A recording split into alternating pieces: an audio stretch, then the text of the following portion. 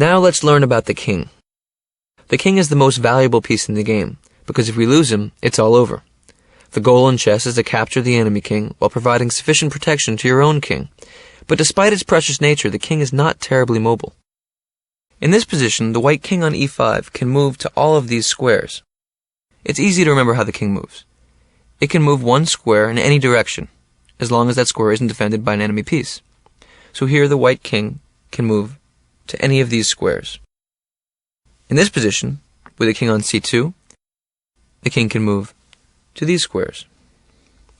So remember, a king can move diagonally, horizontally, or vertically one square whenever it wants to.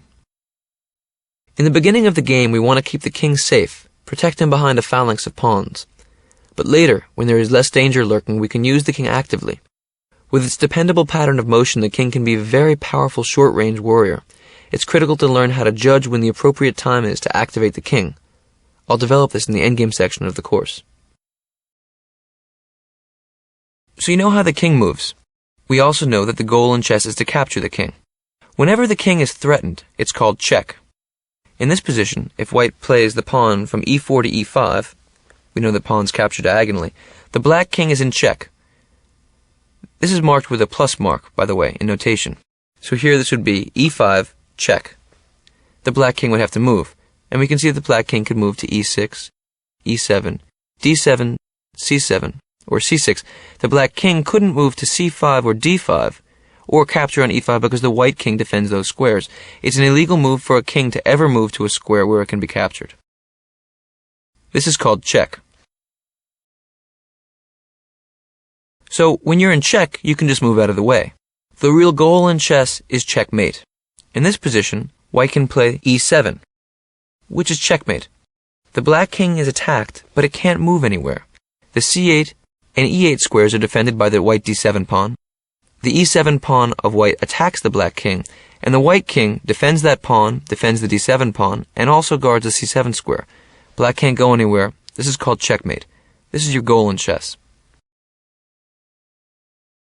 There's one more way for the game to end. In this position, it's white's move. What can he do? Well, any answer you gave would have to be wrong because there's no square you can move to. c1 and e1 are guarded by the black d2 pawn. e2, d2, and c2 are guarded by the black king. So in fact, white can't move anywhere, but white's not in check. This is called stalemate. The game is drawn. So we know if we attack the king, it's check. The king can move away. If we attack the king and the king can't go anywhere, that's checkmate. The game is over and the player who delivered the checkmate wins. Stalemate is when you cannot make any legal moves with your king, but you're not in check. The game is drawn. Now let's do some exercises to get used to king moves. Here, touch all the squares the white king can move to.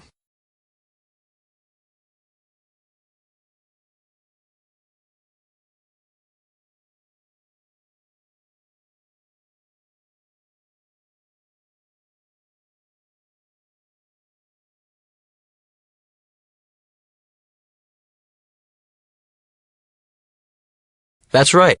Remember, the king can never move into a position where it can be captured. In this exercise, white's in check. What do you think the best move is?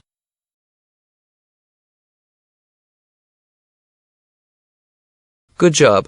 The white king can capture the d4 pawn. Of course, taking the f5 pawn is bad, because it puts the king in danger. Here the white king is in check. What is white's only legal move?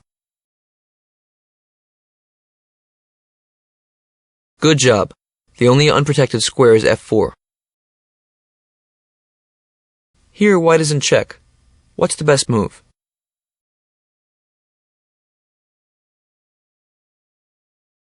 That's a good move, but you have better.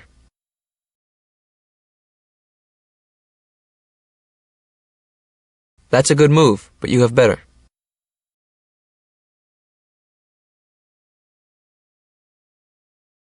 Good job.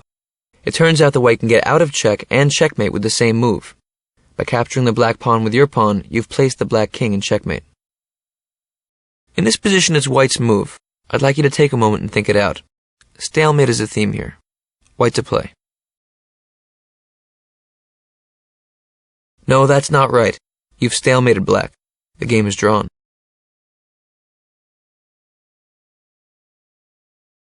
Good job. By moving your king to e6, you force the black king to move to c7, and you can now play king e7, followed by promoting your pawn on d8. Black will eventually lose.